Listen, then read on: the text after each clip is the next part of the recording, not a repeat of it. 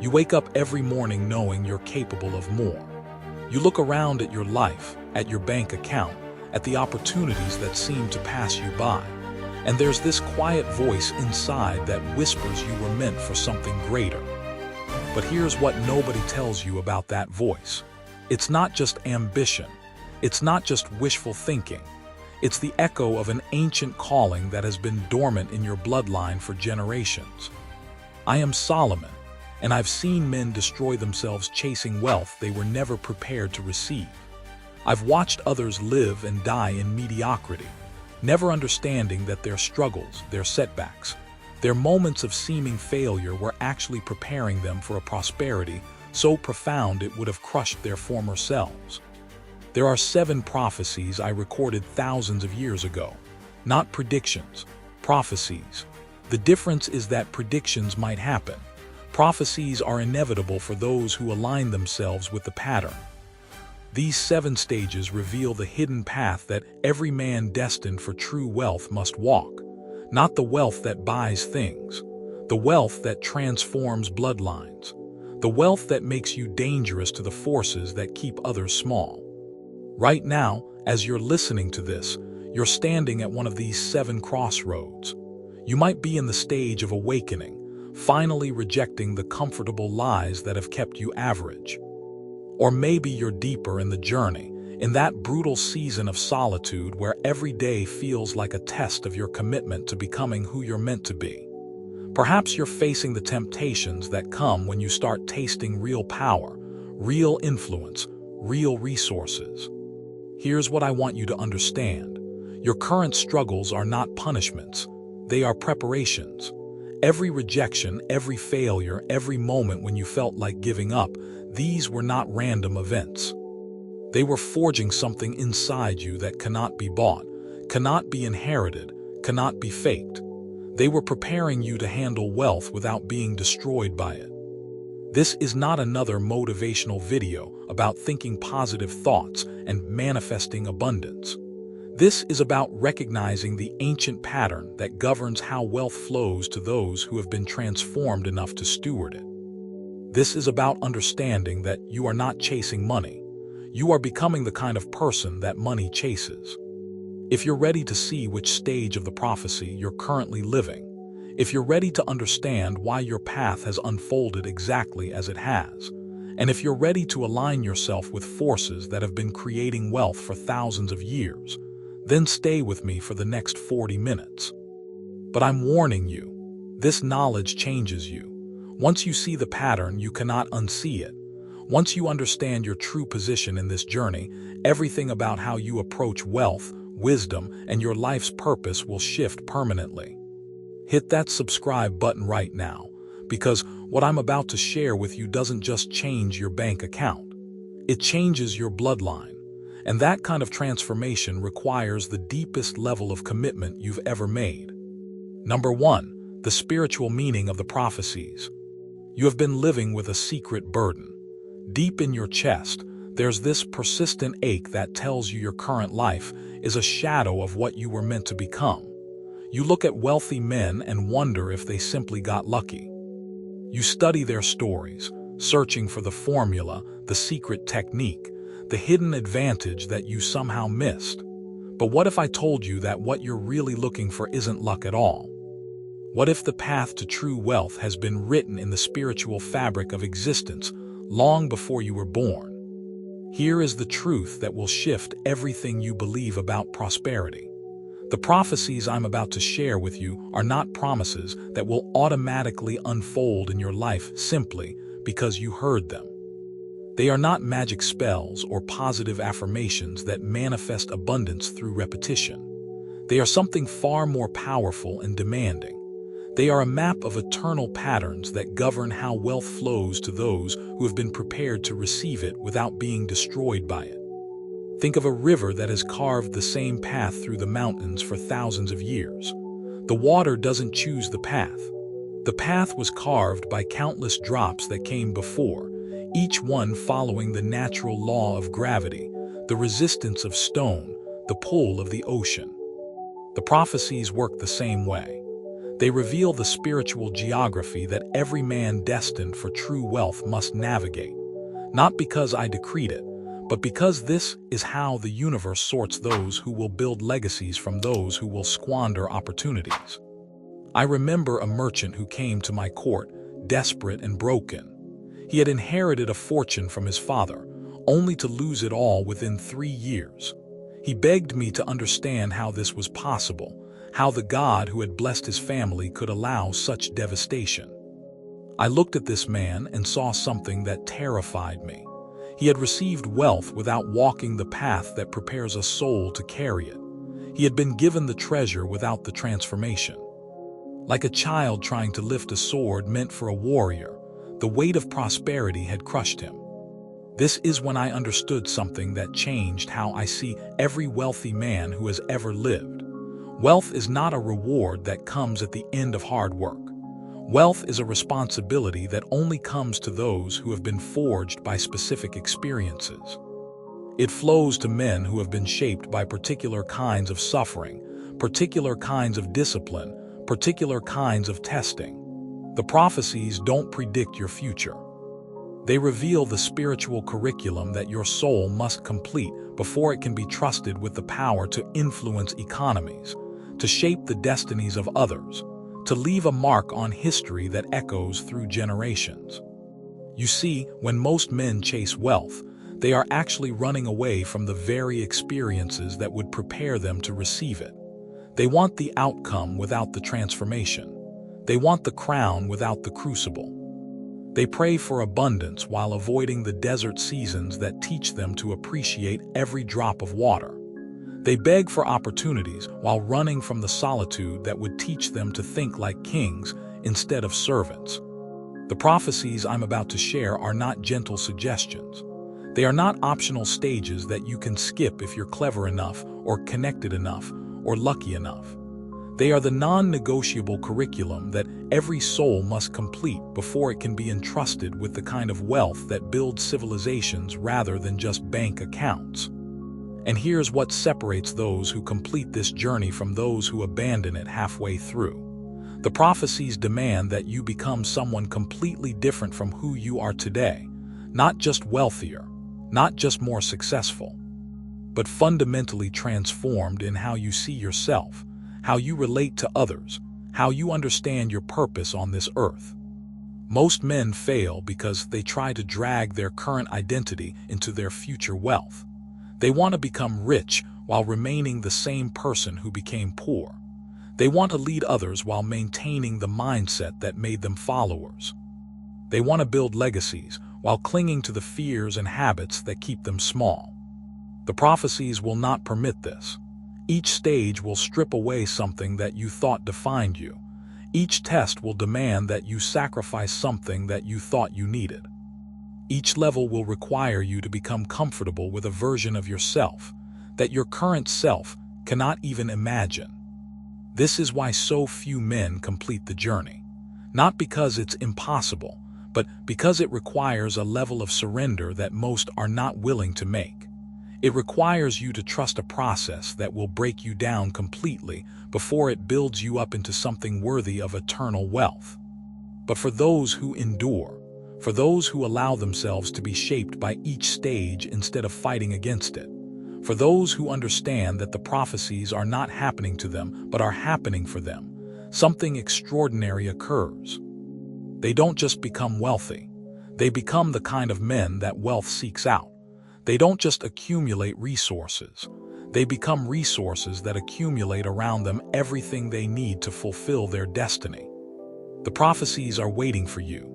They have been written in the stars, carved in the mountains, whispered by every successful man who ever walked before you. But they will only unfold in your life when you stop trying to negotiate with them and start surrendering to them. Number 2, the 7 prophecies about the path of the wealthy. You have felt it, haven't you? That restless stirring in your soul that whispers you were meant for something far greater than the life you're currently living. It comes to you in quiet moments, when you're driving alone or lying awake at night. This undeniable knowing that you possess capabilities that have never been fully expressed, dreams that have never been fully pursued, a potential that remains locked away like a treasure buried beneath layers of compromise and conformity.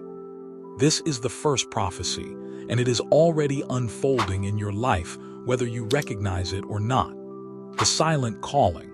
It doesn't announce itself with fanfare or dramatic revelations. It arrives as a growing dissatisfaction with mediocrity, an increasing intolerance for the small conversations and smaller dreams that satisfy others. You find yourself pulling away from social gatherings that once entertained you, because the topics feel trivial compared to the magnitude of what's stirring inside you. The first prophecy reveals itself when you begin to see through the illusions that keep most men content with average lives.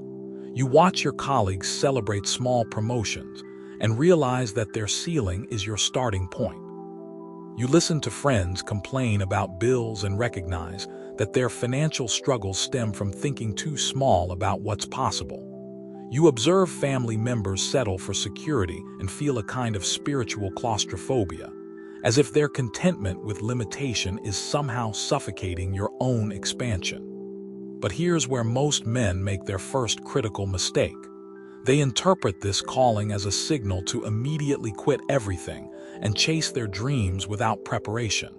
They mistake the awakening for the arrival. They think that recognizing their potential means they're ready to claim their destiny. This is where the second prophecy begins to separate the chosen from the merely curious. The desert of discipline arrives like a harsh winter after a promising spring. Everything that seemed possible in the moment of awakening now feels impossibly difficult. You start working toward your vision and discover that progress comes in microscopic increments, while your bills arrive in massive monthly chunks. You dedicate hours to building something meaningful, while watching others get promoted for playing politics instead of producing results. I have seen countless men abandon their journey in this stage, convinced that the silence means they were wrong about their calling. They interpret the lack of immediate results as evidence that they were deluding themselves about their potential. What they fail to understand is that this desert is not punishment. It is preparation. Every day of seemingly unrewarded effort is building something inside you that cannot be purchased, cannot be inherited, cannot be faked. The desert teaches you to derive satisfaction from the work itself, rather than from external recognition.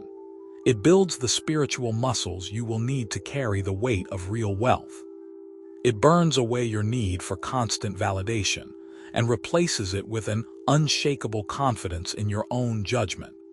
Most importantly, it develops your capacity to continue moving forward when every voice around you is suggesting you should give up. But surviving the desert only qualifies you for the third prophecy, and this is where many who seemed destined for greatness make their final mistake. The test of integrity arrives when you finally start gaining momentum, when doors begin opening, when people start noticing your work and offering you opportunities. And alongside these opportunities come temptations that could accelerate your progress at the cost of your character. Someone offers you a partnership that would double your income, but requires you to compromise your values. A client presents a project that would establish your reputation, but demands that you take credit for work that isn't entirely yours. An investor shows interest in funding your vision, but wants you to modify it in ways that would serve their agenda rather than your purpose. The test of integrity is designed to reveal whether your desire for wealth is stronger than your commitment to the principles that make you worthy of wealth. It separates those who want to be rich from those who want to be rich in a way that honors the source of their gifts. This is not about moral superiority. This is about spiritual physics. Wealth that is built on compromised foundations will eventually collapse under its own contradictions. Those who pass this test discover something that changes everything about how they approach their journey.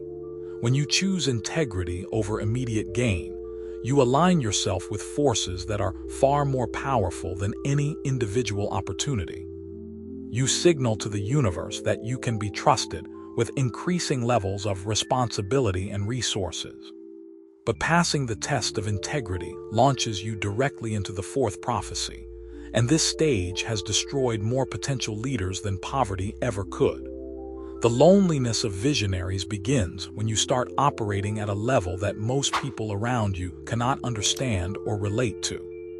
Your old friends stop inviting you to social gatherings because your conversations have evolved beyond their interests. Your family starts treating you differently, sometimes with pride but often with a kind of suspicious distance, as if your growth implies criticism of their choices.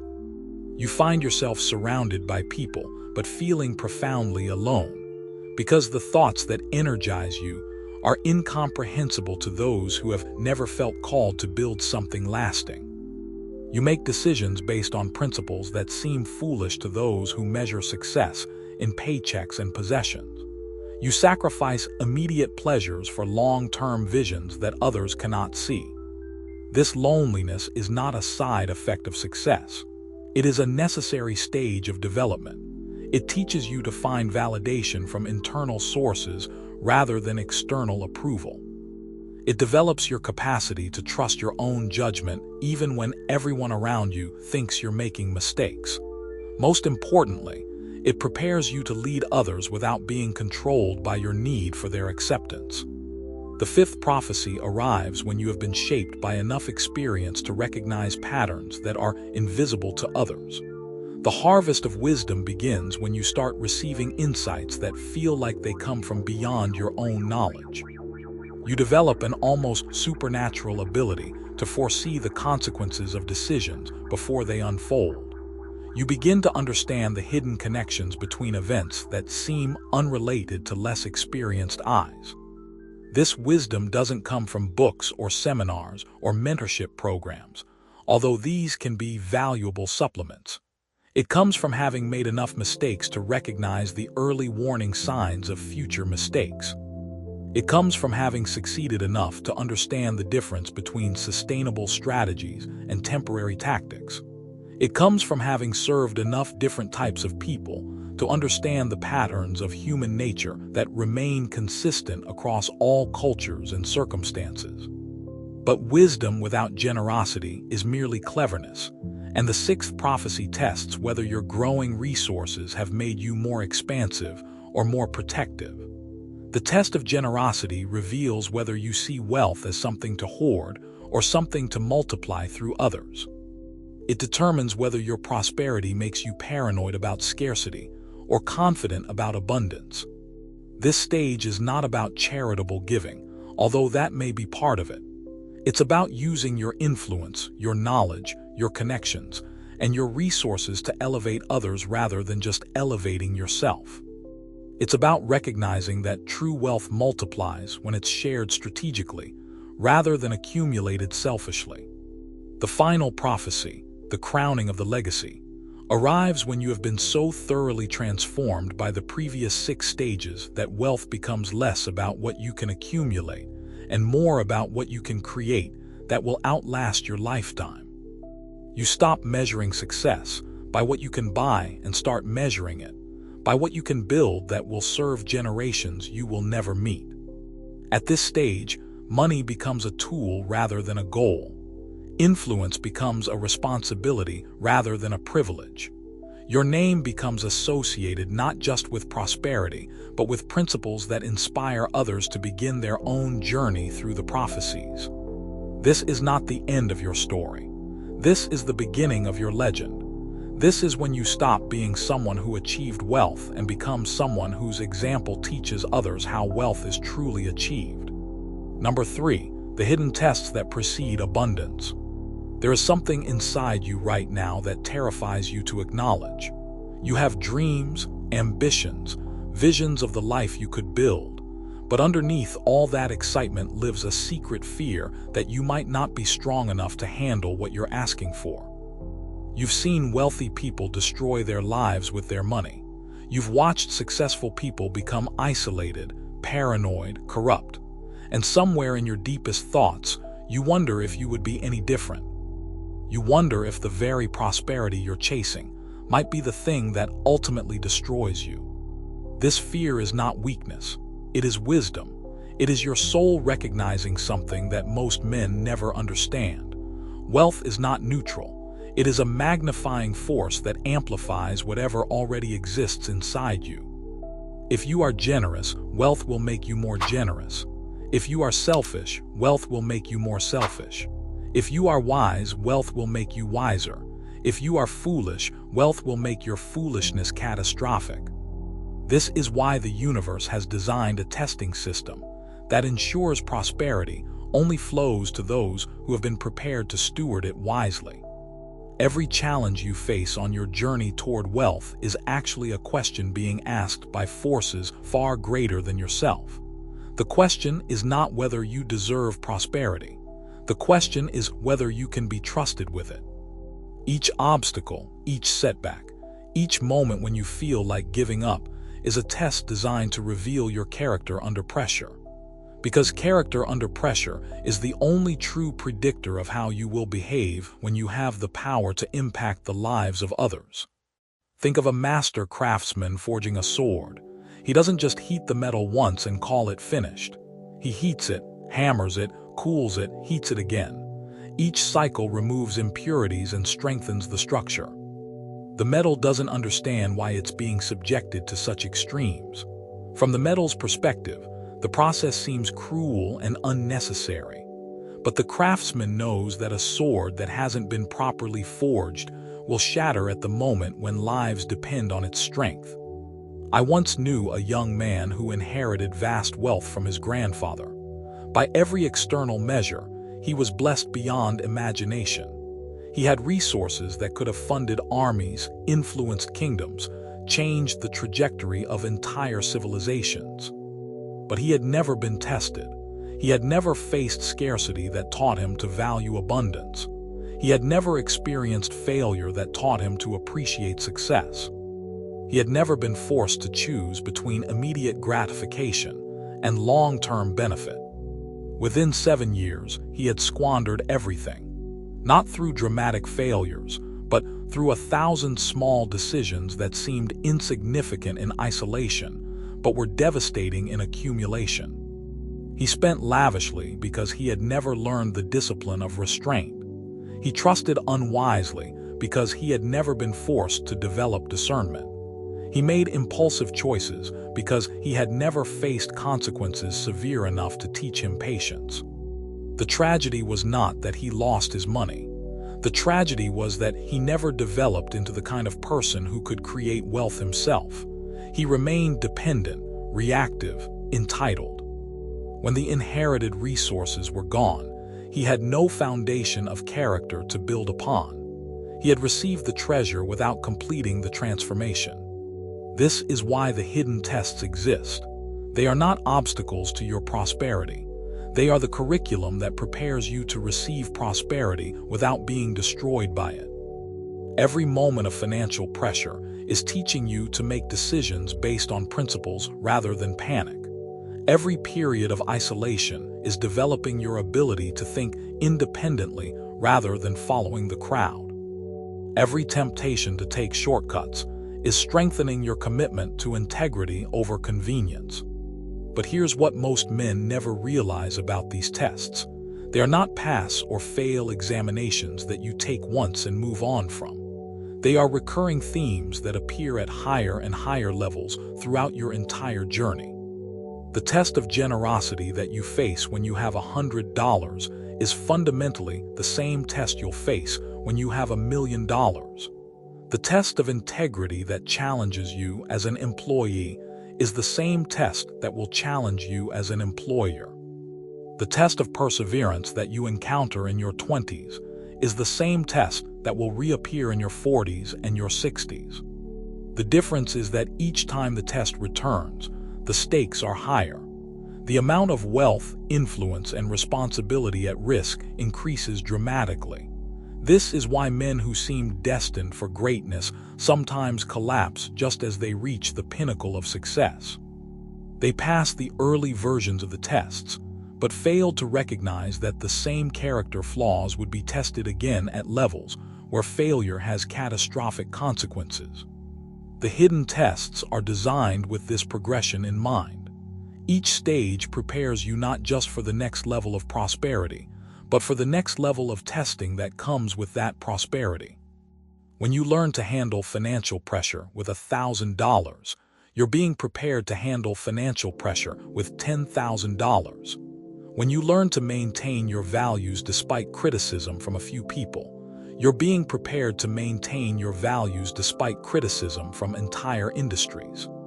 This is why rushing the process is so dangerous. When you try to skip stages, when you use manipulation or connections or temporary tactics to accelerate your progress, you arrive at levels of wealth and responsibility that you're not prepared to handle. You become like that young man I knew, possessing resources but lacking the character structure to sustain them. The tests also serve another crucial purpose that most men never consider. They don't just prepare you to receive wealth. They prepare you to continue creating wealth even after you've lost everything. Because a man who has been properly tested understands that true wealth is not in the bank accounts or the assets or the investments. True wealth is in the character, the knowledge, the relationships, the reputation, the skills that can recreate external prosperity even if external prosperity is temporarily destroyed. I have seen men lose everything in economic collapses, natural disasters, political upheavals, and personal betrayals, only to rebuild their wealth to even greater heights. Not because they were lucky, but because they had been tested in ways that developed unshakable foundations. They had learned to derive their identity from their character rather than their possessions. They had built their confidence on their capabilities rather than their circumstances. But I have also seen men who achieved great wealth through untested paths lose everything when the first real challenge arrived. When their methods stopped working, when their connections abandoned them, when their markets shifted, they had no internal resources to draw upon. They had built their entire sense of self on external results that could be taken away by forces beyond their control. The hidden tests ensure that by the time you achieve true wealth, you have developed the internal foundation that makes external prosperity sustainable. You have learned to generate value rather than just accumulate assets. You have built your confidence on principles that remain constant, rather than circumstances that constantly change.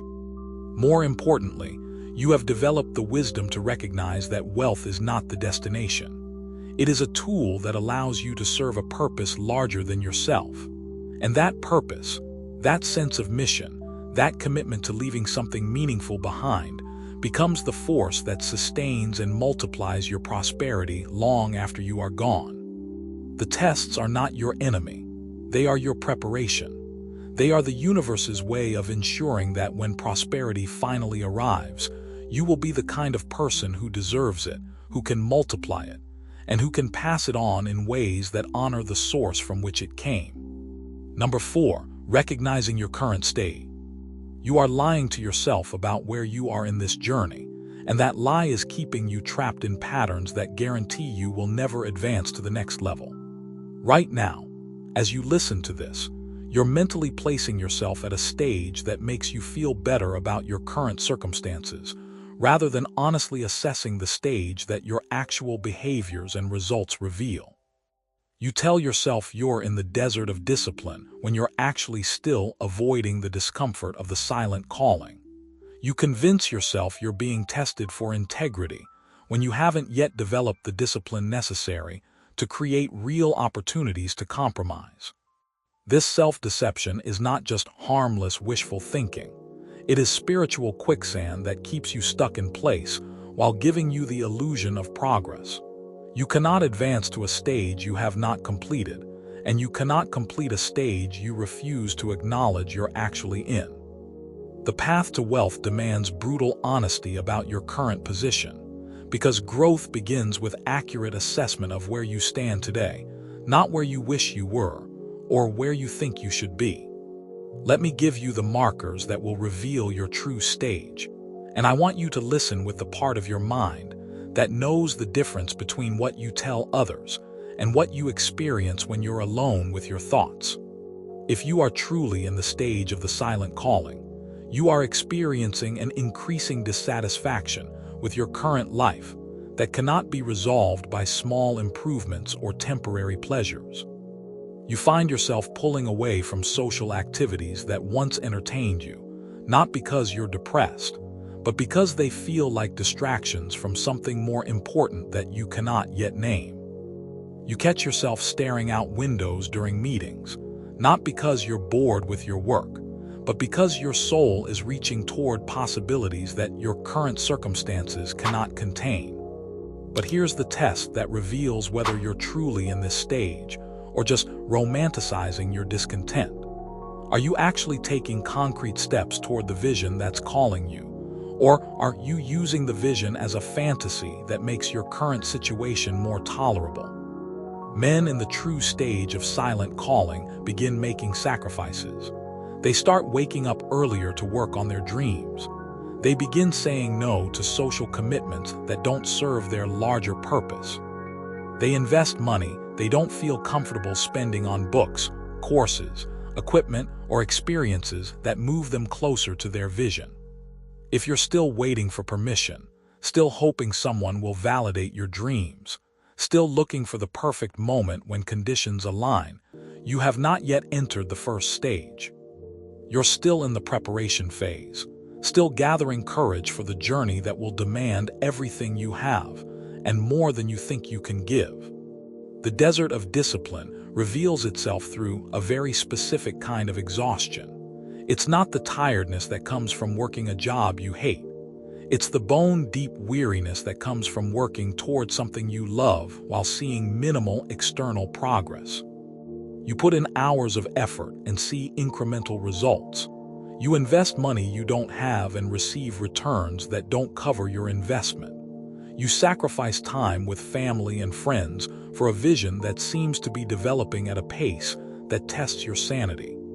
Men who are truly in this stage develop a relationship with delayed gratification that borders on the spiritual. They find satisfaction in the work itself, independent of immediate rewards. They measure progress in knowledge gained, skills developed, and character strengthened rather than in dollars earned or recognition received. But here's the crucial indicator. They persist not because they feel motivated, but because they have developed systems that keep them moving forward regardless of how they feel. If you're still dependent on motivation, if you still skip days when you don't feel like working on your vision, if you still make excuses for why you can't maintain consistency, you have not yet entered the desert. You're still in the early stages of the calling, still building the foundation of discipline that the desert will demand from you every single day. The test of integrity announces itself through opportunities that seem too good to pass up, but require you to compromise values that you didn't even know you possessed.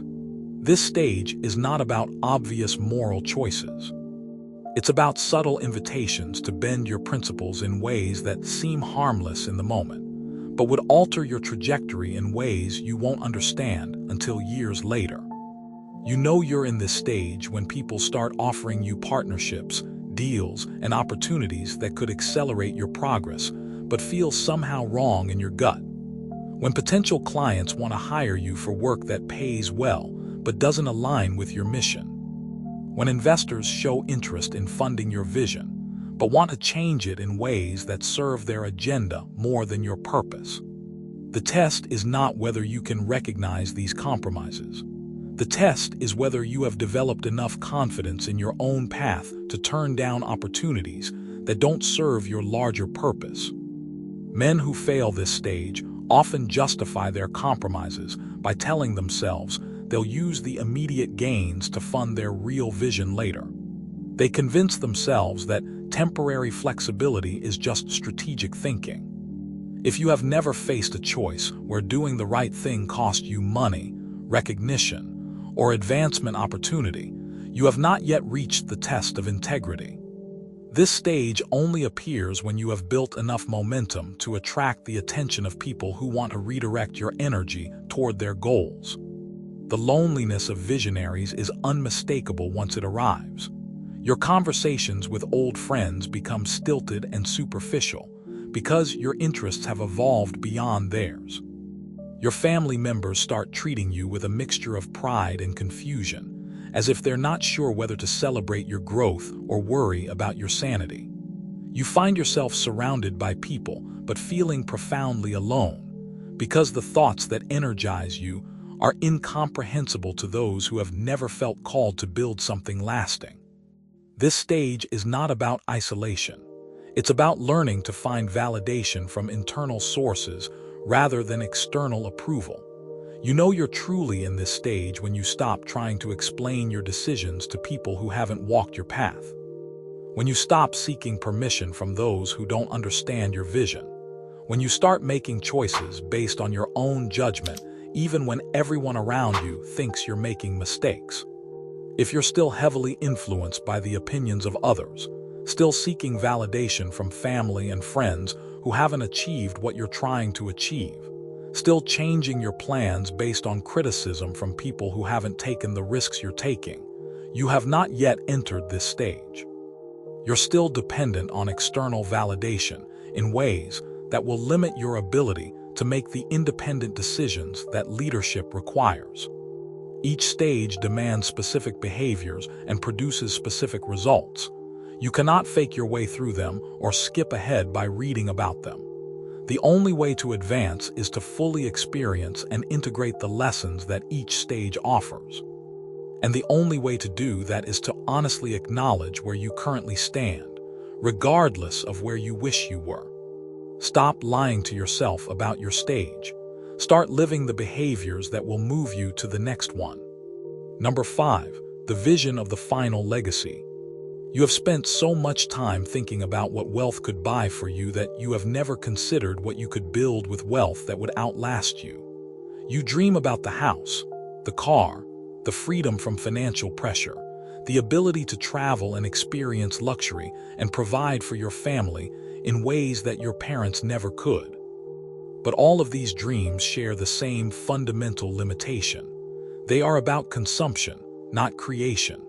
They are about what wealth can do for your lifetime, not about what you can do with wealth that extends far beyond your lifetime. This is the difference between men who accumulate money and men who build legacies.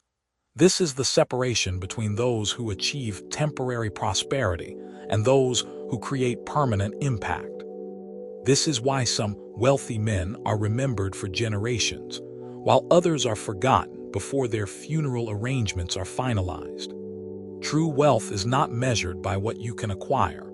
True wealth is measured by what you can create that continues creating value long after you are gone.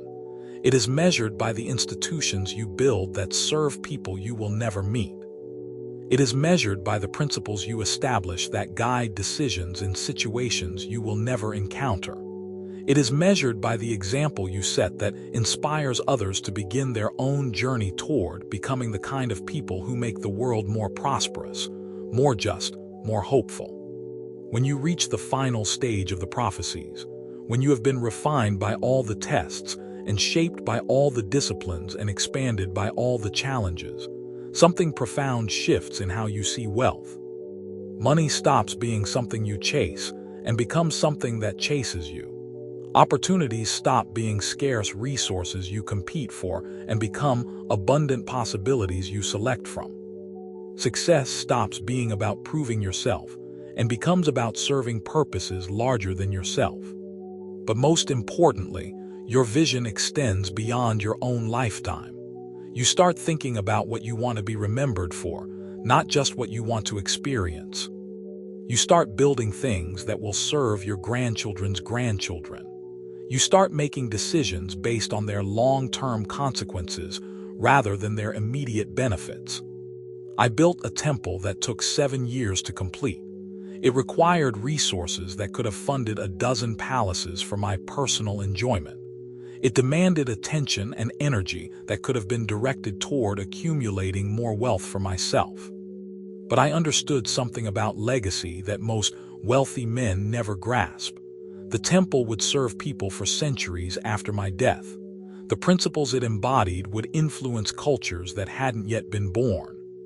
The example it set would inspire other leaders to create lasting institutions rather than temporary monuments to their own egos. That temple became more valuable than all the gold I ever accumulated, not because of its material worth, but because of its lasting impact. It gave my life meaning that extended beyond my own experiences. It made my wealth a tool for service, rather than just a symbol of success. This is the vision that must guide you from the very beginning of your journey. Not because you need to build temples, but because you need to understand that wealth without purpose is just organized hoarding. Resources without mission are just sophisticated accumulation. Success without service is just elaborate selfishness. When you start with the end in mind, when you begin your journey by asking what you want your wealth to accomplish after you're gone, everything about your path changes. You stop chasing opportunities that offer quick profits but no lasting value. You start building relationships with people who share your commitment to creating something meaningful. You begin making investments that compound not just financially, but culturally, spiritually, generationally. Your vision of legacy also transforms how you handle the stages of your journey. The desert of discipline becomes easier to endure when you remember that you're not just building wealth for yourself, but developing the character necessary to steward resources that will serve others. The loneliness of visionaries becomes less painful when you realize that your independent thinking is preparing you to make decisions that will benefit people who cannot yet speak for themselves. The tests of integrity become clearer when you remember that compromising your values would not just damage your own prosperity, but would undermine your ability to create lasting institutions built on solid foundations. Every choice you make is either contributing to a legacy that will honor the source of your gifts, or detracting from a legacy that will multiply the impact of your life. But here's what separates those who actually build legacies from those who just dream about them. Legacy builders start creating lasting value long before they have significant wealth to deploy. They start with whatever resources they currently possess. They begin building their reputation for integrity, wisdom, and service in small transactions and minor relationships. They practice being the kind of person who can be trusted with increasing levels of responsibility. They also understand that legacy is not just about the institutions you build, or the money you donate, or the problems you solve. Legacy is about the people you influence to become better versions of themselves. It's about the example you set that gives others permission to pursue their own extraordinary potential. It's about the standards you establish that elevate everyone who comes into contact with your work. The greatest legacy you can leave is not a building with your name on it. The greatest legacy you can leave is a world that is more prosperous because you lived in it, more hopeful because you demonstrated what's possible, more generous because you showed how wealth can be used to multiply opportunities for others rather than just accumulate privileges for yourself. This vision changes you. It makes every day of your journey meaningful, regardless of your current stage. It makes every sacrifice worthwhile because you understand that you're not just building a better life for yourself. You're building a better world for everyone whose life will be touched by the work you create with the wealth you accumulate. When you die, your bank account will be closed. Your possessions will be distributed.